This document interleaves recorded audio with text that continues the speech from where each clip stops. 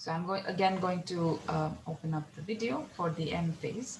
And here we are going to be learning how the spindle apparatus, this. So we're going to learn how the spindle apparatus is formed, how it goes and finds the centromere, and then how it, there you go. So this is the kinetochore. And here, the spindle fibers from the opposite pole, they push and pull the attached kinetochores via polymerization and depolymerization, respectively. So polymerization will extend the microtubules. Depolymerization will shorten the microtubules. And each pair of sister chromatids begins to line up along the midline of the cell. This is called the metaphase plate. As the sister chromatids line up, the kinetochore undergoes changes in tension. So this is also something very, very, very interesting. In that, maybe I'm going to stop sharing this and go actually to a whiteboard and show you how this works. So basically what is happening here, so we have the spindle apparatus. So these are the centrosomes and we have the spindles coming out.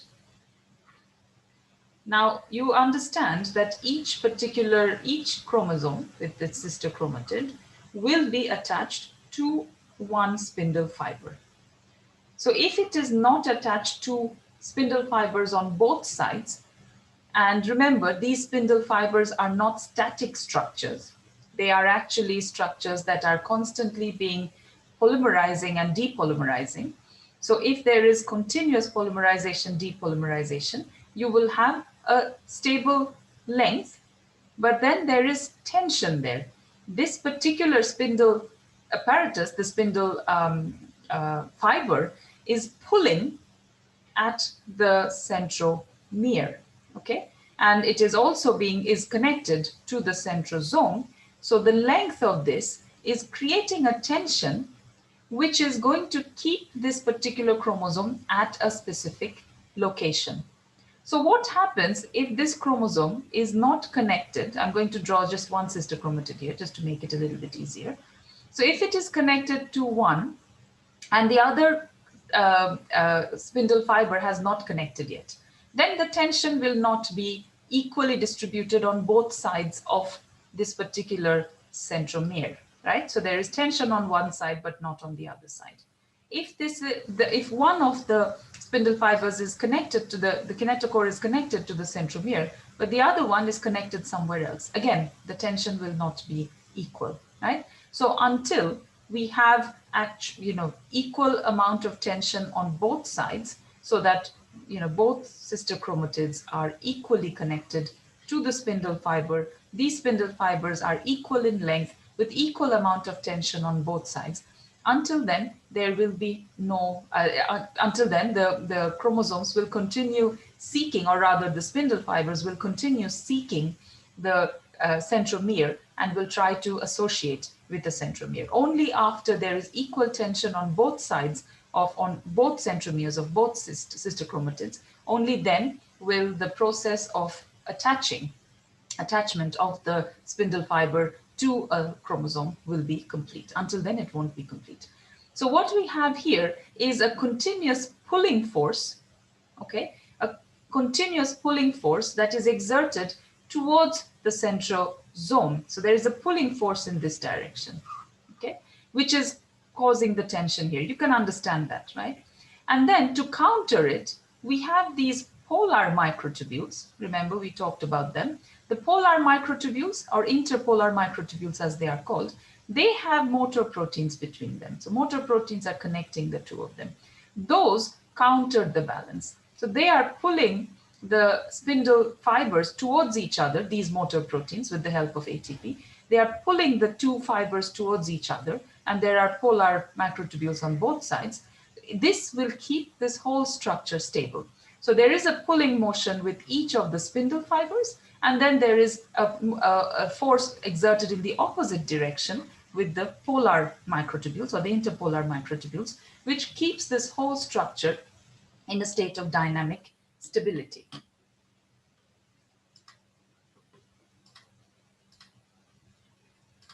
Okay, So as the spindle fibers from opposite poles push and pull their attached kinetochores via polymerization and depolymerization, each pair of sister chromatids begins to line up along the middle line, and as the sister chromatids line up, the kinetochore undergoes changes in tension. That's what we mean. So here, what other thing that you can see here, and we are going to come back to that picture at the end of the video, is that the kinetochore has a number of proteins, and one of the maybe I'll go back a little bit, provide, so this is my fear. Every time I do that, it freezes. But maybe it's a good place to freeze. So here we have, here we have, these are the kinesins, okay? These are motor proteins. This particular motor protein that is shown in yellow here, this is a protein called NDC80. And what you will see is, the point that is interesting here is that this is the plus end. This is not a capping protein, right? I am sure you understand the difference. This is not a place where this microtubule associated protein is going to make this microtubule stable. This is the plus end. So microtubules, the tubulins are going to be added at this end and removed at this end as well, as we will see later, as the chromosomes are pulled at towards the two poles. So this is not a blunt end of the microtubule, okay? There is constant movement of these motor proteins. This particular one is called NDC80, and you will see in this video that this will be moving along the microtubules, which keeps this end empty, which keeps this end free, rather, not empty, but free. You see, they are moving. And there is some amount of depolymerization as well happening there, which you will see perhaps later on as well.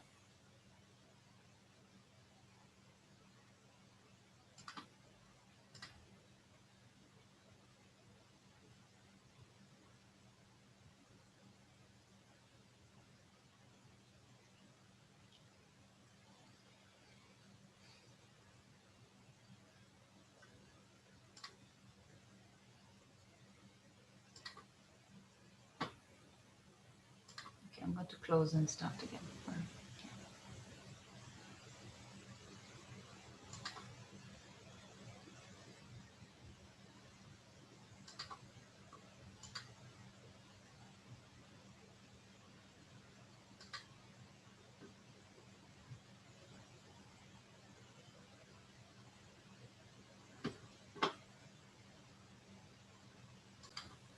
Okay, so checkpoint proteins are there to monitor whether the kinetochore has formed properly or not. And these checkpoint proteins leave the kinetochore. They are carried by motor proteins one step at a time. And then these checkpoints will make sure that everything is in the correct place. Every single kinetochore, so look at this again. These are the checkpoint proteins, and this is the dynein. So remember why dynein is used, because it's moving towards the minus end, plus end is towards the kinetochore. This checkpoint protein is moved along the microtubules, and then it will make sure that the chromosomes are aligned properly, that the microtubules are aligned properly, the kinetochore is over here, and everything is in the correct orientation before the M phase can proceed towards its end.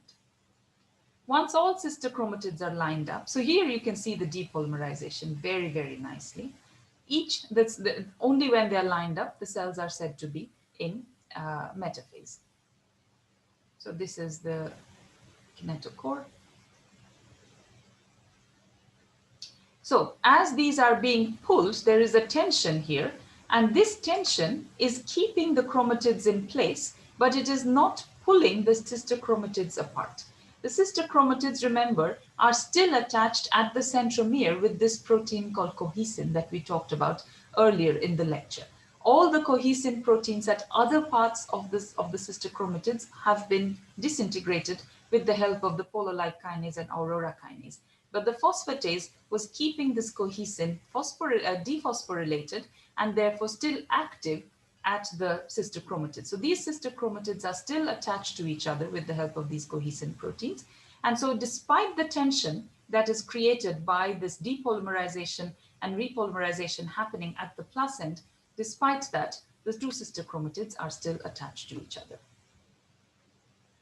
The pulling force generates the tension across the spindle apparatus. That's what I was drawing on the whiteboard a little bit earlier. At the same time, a pushing force is generated between the polar microtubules, which basically keeps the two sides, which keeps the spindle apparatus very, very stable. So these are the motor proteins, and the motor proteins are going to keep the microtubules pulling towards each other so that the spindle apparatus, so there you go, the spindle proteins, the motor proteins are moving, and this will keep the shape intact and also the structure quite stable with the state of dynamic stability.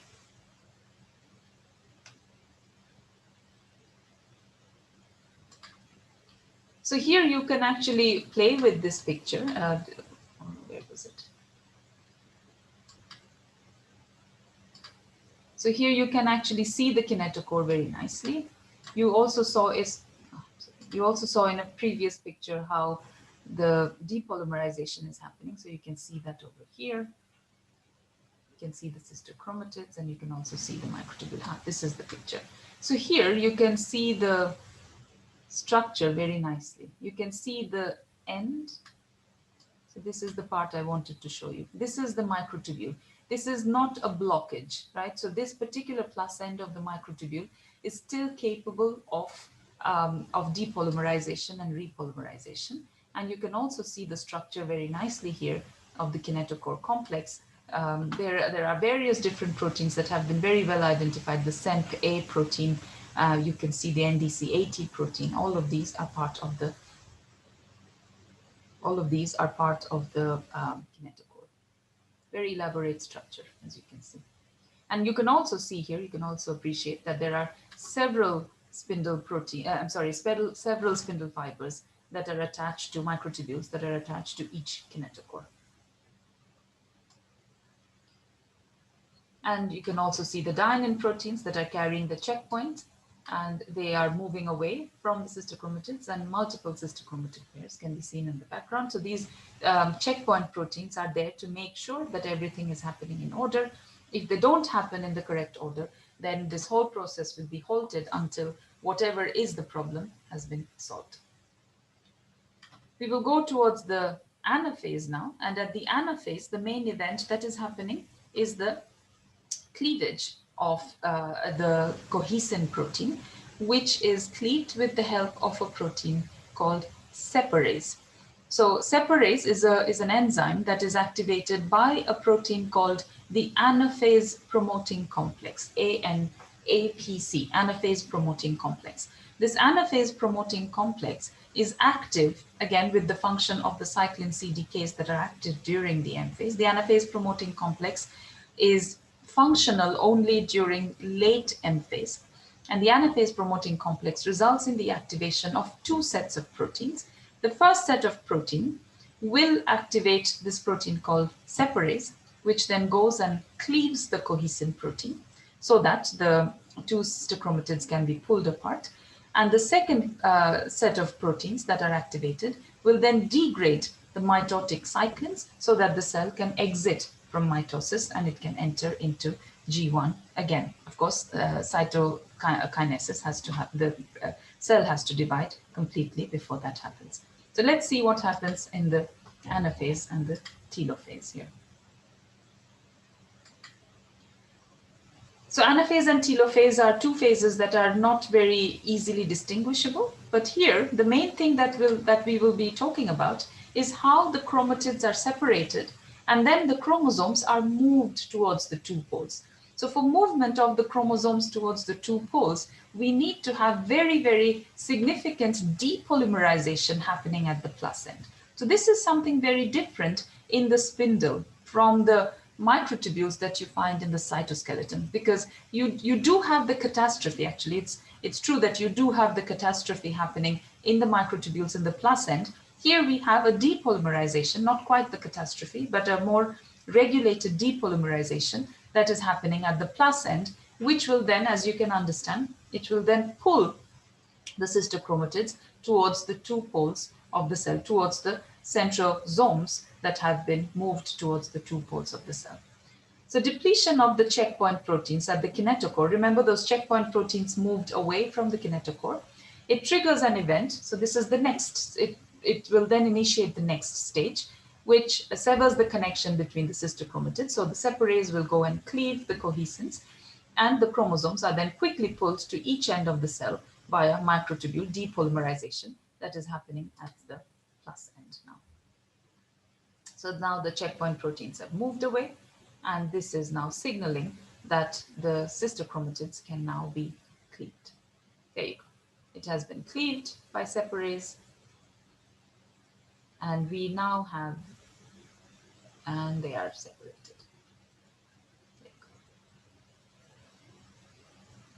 So you can also see one other interesting thing in that the two poles move further away from each other. So we do have breakdown of the spindle fibers. We have depolymerization of the spindle fibers, but we have extension of the interpolar fibers. So the interpolar fibers become longer, and this will push the two centrosomes toward, away from each other. So they move away from each other, and this will help the sister chromatids to move even further away from each other.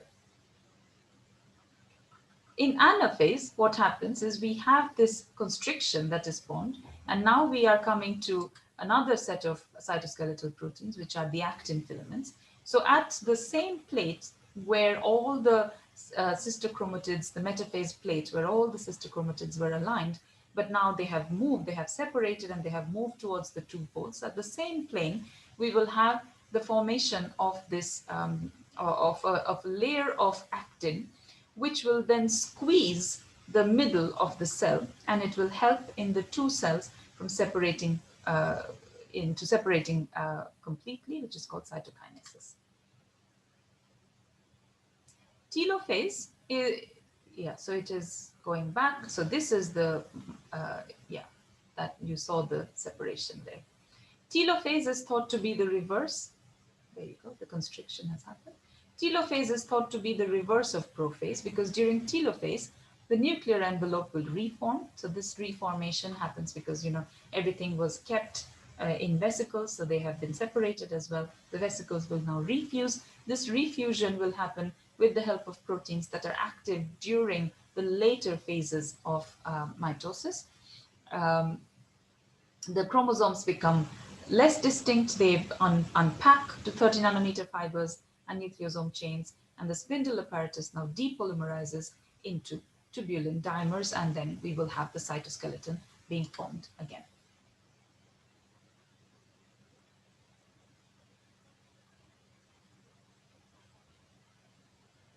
So you have the depolymerization already happening here. The chromosomes are already disintegrating, and we have this reformation of the cytoskeleton, and we have the separation of the two cells. Let's come to the very last stage, which is cytokinesis. There's a question, let me address that. Is the pulling of the sister chromatids primarily due to the maps not binding to the microtubules anymore, causing the microtubules to pull them, or can the depolymerization be caused by more than just catastrophe? This is not catastrophe at the spindle fibers. It's nothing as unregulated, although probably catastrophe is also very, very regulated. It's very controlled depolymerization happening at a faster rate at the plus end, and a slower rate of depolymerization happening at the minus end. So there is depolymerization happening at both ends of the microtubule here, the spindle fibers I'm talking about. The pulling of the sister chromatid is because of the connection of the kinetochore. So we have those microtubule associated, the kinesins actually, not microtubule associated protein as such, but more we should be calling them the motor proteins. The motor proteins are still attached to the microtubules. But what is happening here is that there are proteins that activate the depolymerization, which could be because of microtubule associated proteins as well, but more likely that they are regulated very closely, phosphorylated very closely by various kinases such as the aurora kinase, polo-like kinase. There are many such kinases which will cause the controlled depolymerization happening at the plus end, and then there will be very, very rapid depolymerization. But also keep in mind that the microtubules are still attached to the kinetochores. There is not simple catastrophe happening here. There's a very controlled depolymerization happening at a very fast rate at the plus end, depolymerization also happening at the minus end, which is how the shortening of the microtubule happens so very, very quickly. So now we come to the last stage, which is cytokinesis. I'll keep the sound because there's music. The process by which the parent cell splits into two daughter cells. This process begins before telophase is complete. Cytokinesis occurs differently in animal cells than in plant cells. In animal cells, cytokinesis begins with the appearance of the cleavage verb, a ring of F-actin filaments that encircles the cell perimeter at the location of the former metaphase midline. Through interactions with the motor protein myosin, the F-actin ring constricts,